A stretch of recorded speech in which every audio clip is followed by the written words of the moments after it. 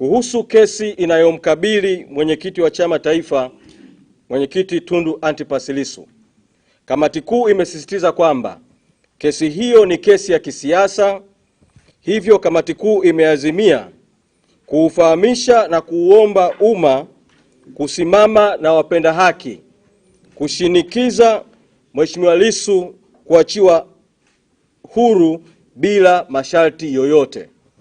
Kamati kuu inalaani kitendo cha kuendelea kushikiliwa kwa Mheshimiwa Lissu kwa siku 386 gerezani na kwamba kitendo hicho ni kitendo cha mateso kinachofanywa dhidi ya mwenyekiti. Tunatoa wito kwa Jaji Mkuu kuuelezea umma kuwa ni sababu zipi zinafanya kesi ya mwenyekiti haijapangwa tarehe ya rufaa na ni lini itapangiwa tarehe ya kusikilizwa. Na mwito wetu na kauli ya kamati kuu, tunataka kesi ya mwenyekiti Lissu ipangiwe tarehe ya haraka ya kusikilizwa.